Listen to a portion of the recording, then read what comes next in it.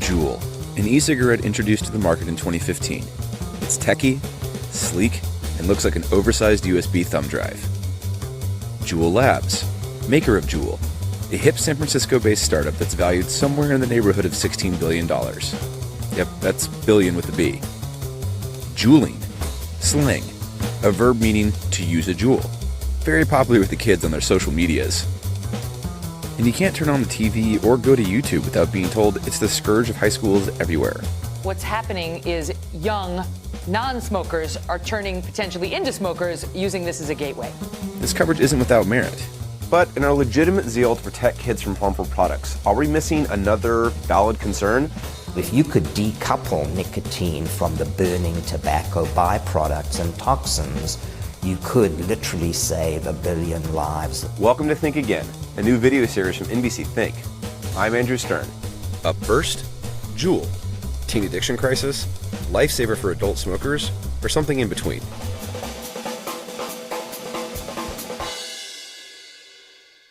My first instinct when I started reporting this story, Big Tobacco's at it again, using slick packaging and marketing to hook kids and make them lifelong users. Now, Juul isn't Big Tobacco. It's an independent startup, as you'll hear directly from them. But some experts say the company has borrowed from the tobacco marketing playbook. Today in e-cigarettes, we see many of the same themes. In many of the companies show very young models enjoying themselves. We see flavors that are, very appealing to young people. This is Professor Robert Jackler, who we interviewed a couple months ago for another video about Juul. Beginning in about the World War I era, this paper-wrapped, shredded leaf was turned into something that was essential for your entire life. This was not accidental. It came from very sophisticated marketing and public relations programs from the tobacco industry. Juul in particular, they've taken off like crazy amongst teenagers. Why? Partly the techie appeal, partly because they're stealthful. You can hide them. E-cigarettes have drafted off that fascination with the latest, best technology, as though somehow it's reinvented and safer. But is it actually safer? When I got deeper into the science and coverage, the same themes and accusations against the company kept coming up. 1. Juul appeals to underage kids, especially through its fruity flavors. 2. Juuling leads kids to cigarette use. 3. The high nicotine content makes Juuling highly addictive regardless of age.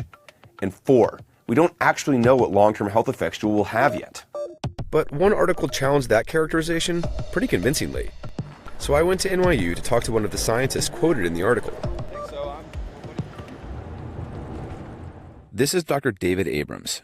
I'm a clinical psychologist by training in addictions and health psychology.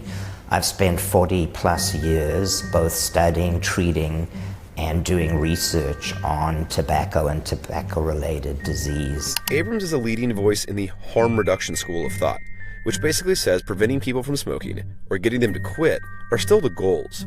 But we should also encourage the use of less harmful nicotine alternatives for adult smokers who can't or won't quit.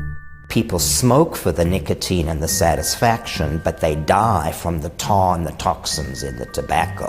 Abrams is bullish on Juul because he says it can be that missing link between prevention and addiction. We now have consensus between the National Academies of Science, Engineering, and Medicine in a USA consensus report, as well as the Royal College of Physicians in the UK, that e-cigarettes are dramatically less harmful than cigarettes. To be clear, those positions concern adult smokers trying to switch. But Abrams also says when it comes to kids, the studies showing e-cigs are a gateway to tobacco cigarettes might be incomplete. The pattern of use is largely experimental, which is 1 or 2 days out of 30. There seems to be no association that we can see that says that one is a gateway to the other. He also subscribes to the theory that risk-taking kids might be predisposed to try both e-cigarettes and tobacco cigarettes regardless. In many of these studies, if you control for things like marijuana or other drug taking, that relationship just disappears. He's quick to caution this isn't a causal explanation, but rather it's just really hard to determine if one substance unequivocally leads to the use of another. I would characterize Juul as being in a difficult position because the degree to which Juul is appealing and can compete with and replace cigarettes is also going to be the degree to which it might be appealing to some youth. So we are very concerned about that, but at the same time we need to balance the issue of having a product that can displace cigarettes. Now, the scientific community certainly does not universally agree with Dr. Abrams' conclusions. A lot of studies do suggest a gateway effect between e-cigarettes and tobacco cigarettes. And the FDA just came out and said youth addiction to e-cigs like Juul is a bona fide health epidemic. E-cigs have become an almost ubiquitous and dangerous trend among teens. The disturbing and accelerating trajectory of use we're seeing in youth and the resulting path to addiction must end. So, according to Dr. Abrams, Juul could hold real promise for adult smokers trying to transition to a safer product. But the ensuing addiction trend among teens still presents a large and growing problem. So, to dig a bit deeper, I flew to San Francisco to talk to one of the founders of Juul myself. My name is Adam Bowen. I'm co-founder and CTO of Juul Labs. Myself, I was a smoker for many years. I didn't really want to quit. I just wanted to stop harming myself from smoking, right? I actually enjoyed smoking. Bowen and his co-founder met in a product design course in grad school at Stanford. Their brainchild eventually became Juul.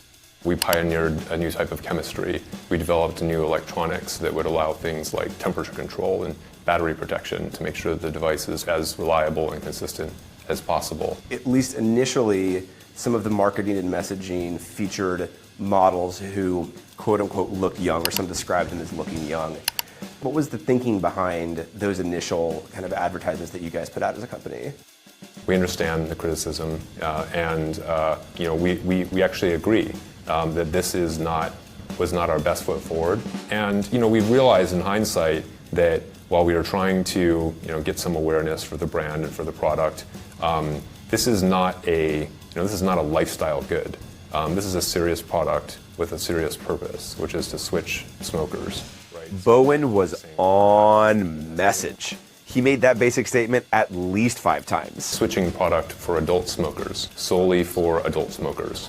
That is it. The big opportunity is with adult smokers. Targeting adult smokers for adult smokers. Like any other business, we care about dollars, we care about sales, but we care much more about the public impact, the social impact of what we do. And what about the high concentrations of nicotine and fruity flavors?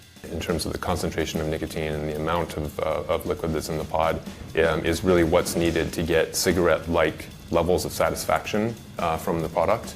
Which would make sense for chemistry designed for adult smokers. But it also means Juul can be just as addictive or even more so than regular cigarettes. Some adults I've spoken with did say Juul empowered them to quit smoking, but their Juul is even more addictive because it's so easy to use and use discreetly. We're finding that this helps, this distancing from the flavor of a cigarette, from the look and feel of a cigarette, is really important in helping smokers switch completely and stay switched. We hear that consistently. Don't want to be reminded of the smell of smoke or tobacco, and so they quickly migrate to another flavor, like mango or like mint. Bowen says the company is investing tens of millions of dollars to educate parents about the devices and helping prevent kids from trying it. But there's an entire peer-to-peer culture of hashtag Juul life springing up. It's almost as if kids have taken the taboo of smoking and digitized it for the modern life.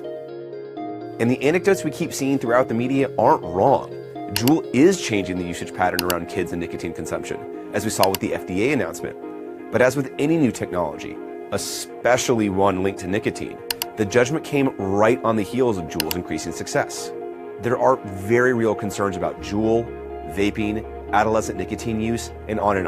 And we should be investigating and regulating them appropriately.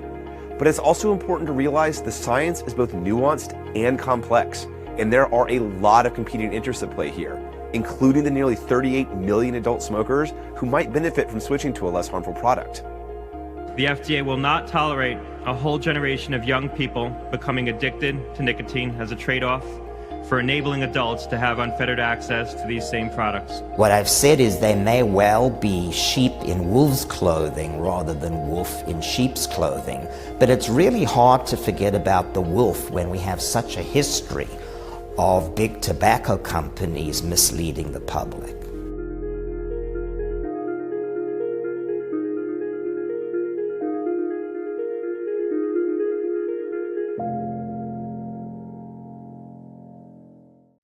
Hey, NBC News viewers, thanks for checking out our YouTube channel. Subscribe by clicking on that button down here and click on any of the videos over here to watch the latest interviews, show highlights, and digital exclusives. Thanks for watching.